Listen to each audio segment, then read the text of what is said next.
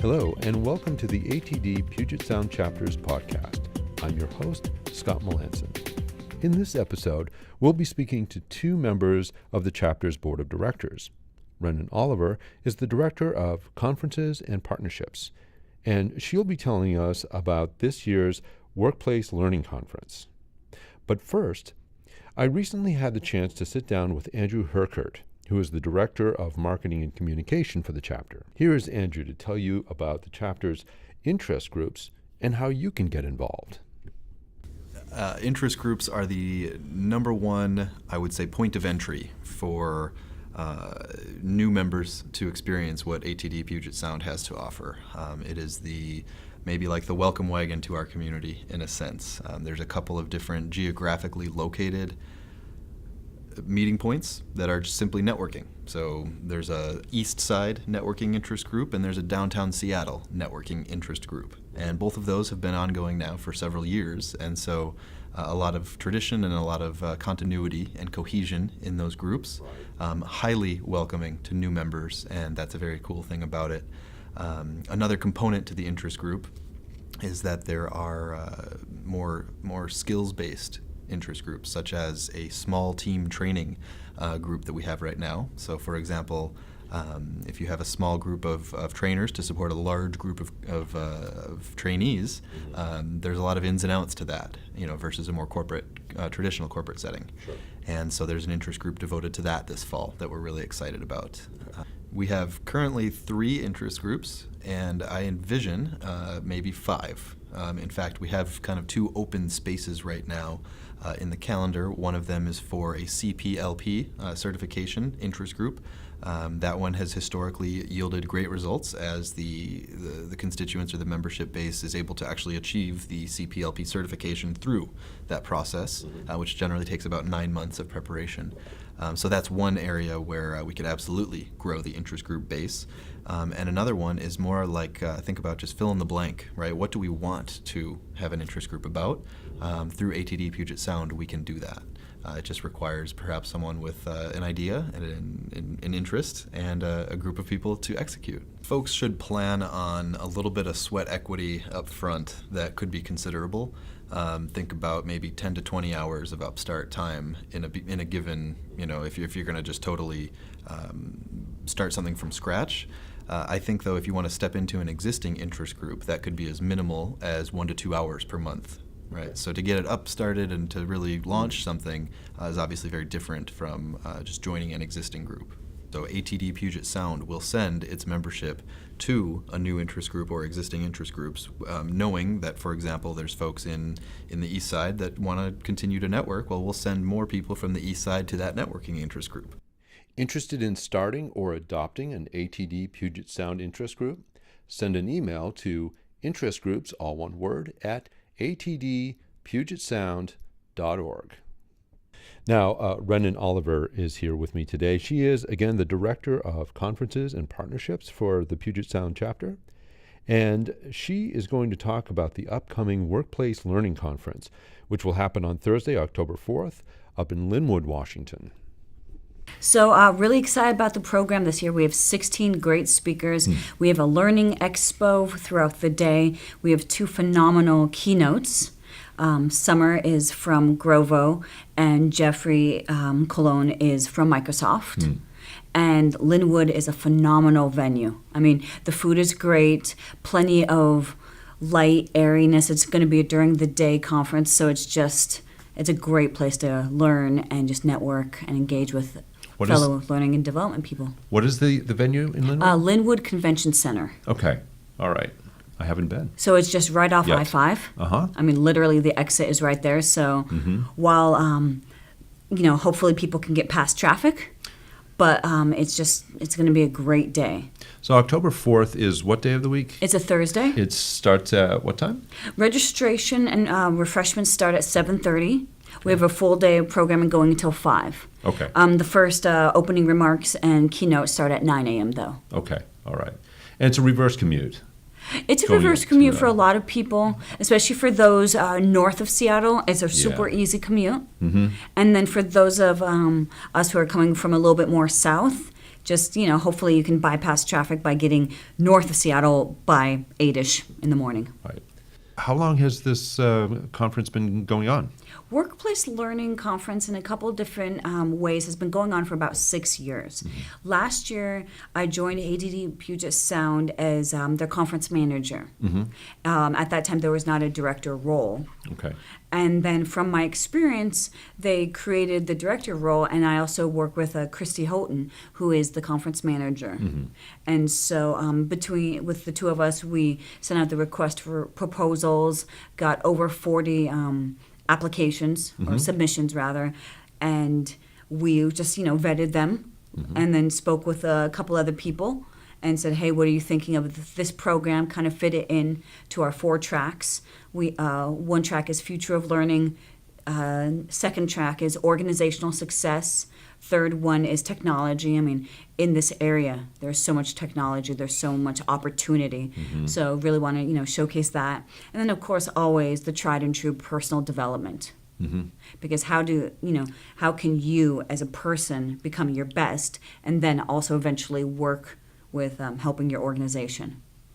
How many people have historically been showing up for, registering for the conference?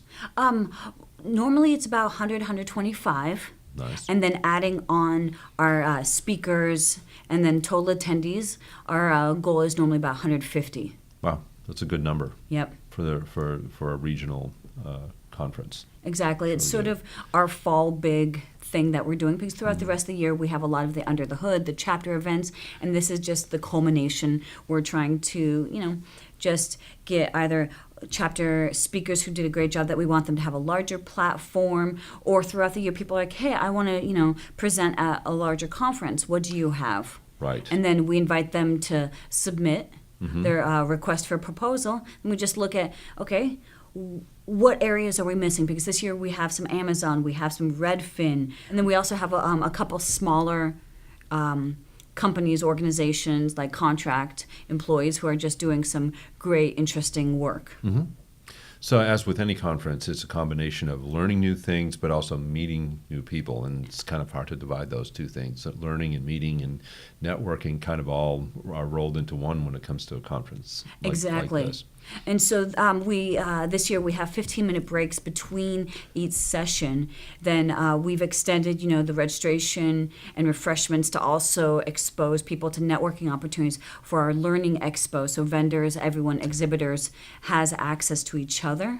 Because last year we had about a 5-10 minute break, mm-hmm. and we just noticed how much networking was happening between. Right. Because people want to speak to each other after a really engaging session, mm-hmm. and they want to see what's going on. Mm-hmm. Like, hey, you were mentioning this. Hey, what's going on? Oh, you have a job opportunity, an opening. I'm looking for this skill set. And there's a great wealth of networking and conversations. And so this year we've strategically built that in. Tell me a little something about the keynote speakers. Sounds like you've got a couple of exciting people coming in. We have our morning keynote is Scott Melanson, who is with Grover Learning as their Chief Learning Officer. Previously, she was in Seattle with Intrepid Learning.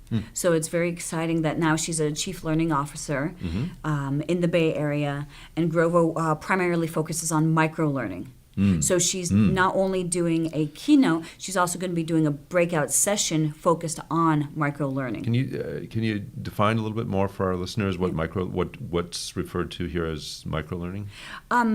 Essentially, it's learning, like snippets of learning in smaller, more chewable segments.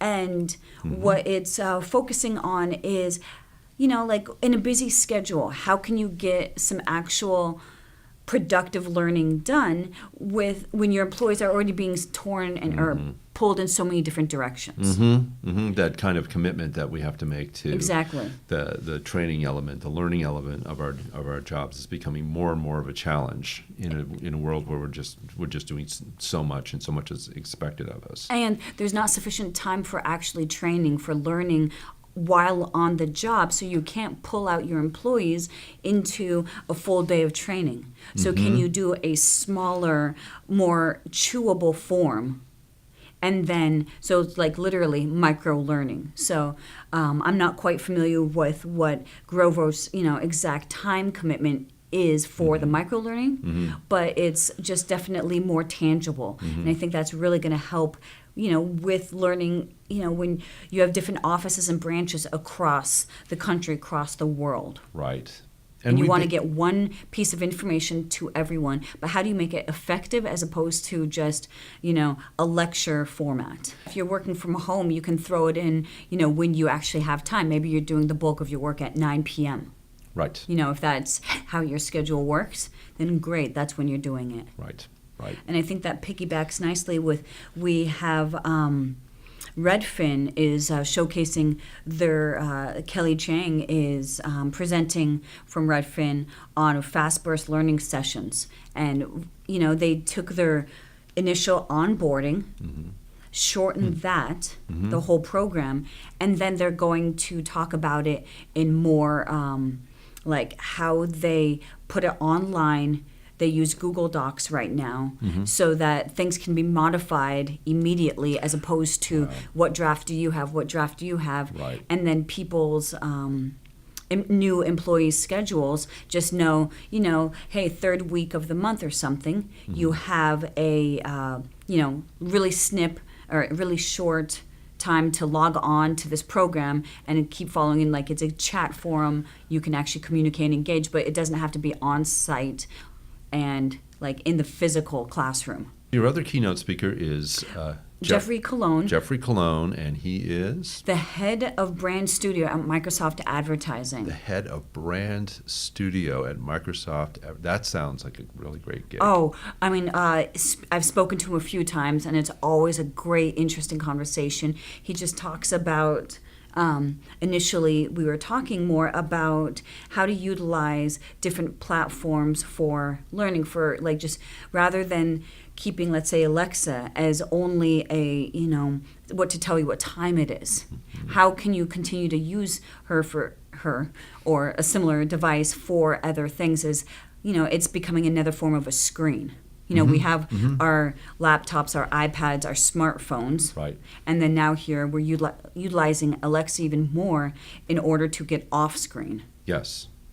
And so that's quite an exciting opportunity, and especially with where his new title is taking him, I'm very excited to see what he's going to be presenting on. Sounds like someone who needs to be looking into the future. Yes. And seeing where trends are leading, and not just in a matter of months or a year or two, but way down the road. Exactly. And that's what I think is going to be great about this conference is we are, innovating for success. Honing your competitive edge is our actual title in addition to the workplace learning. And I like ending the day with Jeffrey Colon because where are we going? Right. Right. We have the L&D aspect down, but he has the vision of always looking forward and how can you utilize the technology we have on hand and how can we market ourselves and push forward.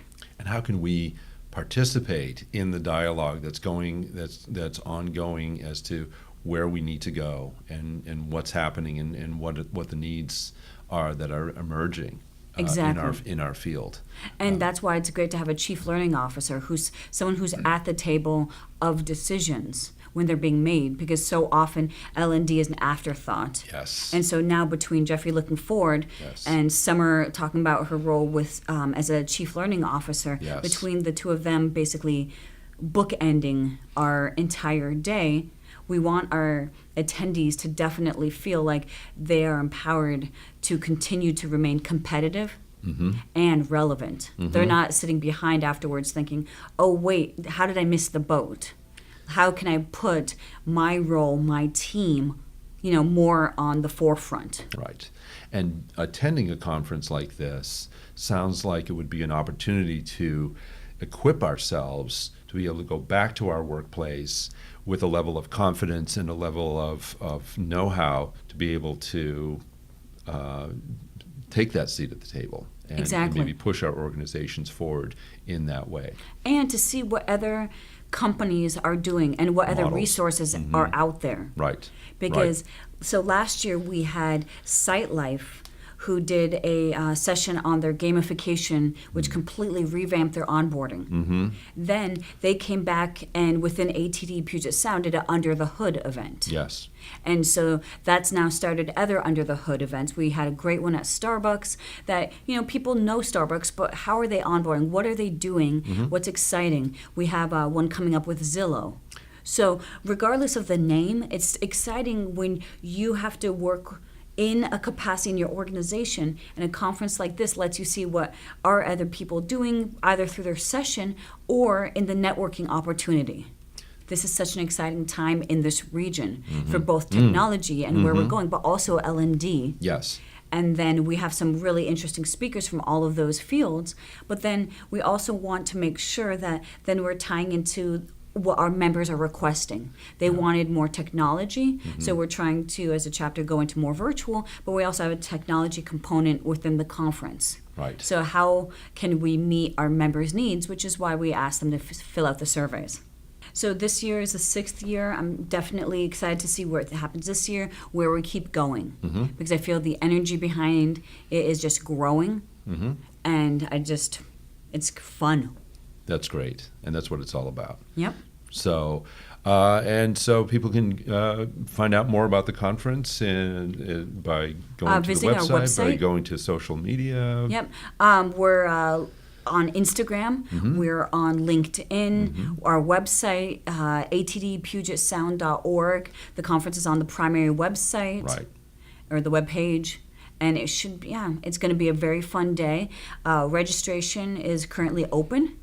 So we invite people to register, and we're continuing to update the page as more information comes available. And I'll be there. Yes. I'm going to lead a roundtable talking about podcasting and its relationship to learning and development. I Yes. can't wait. Yes, we're excited for that one. I'm very excited about that one. So, and all of it. So it's going to be great. It's going to be here before we know it. Perfect. So, all right. Well, thanks again. Well, thank for you. taking the time, and it'll be a great success. I definitely know it will be. Thanks for joining us for the ATD Puget Sound Chapters podcast. Join us again next time when we'll talk more about what's happening in the chapter and how you can get involved.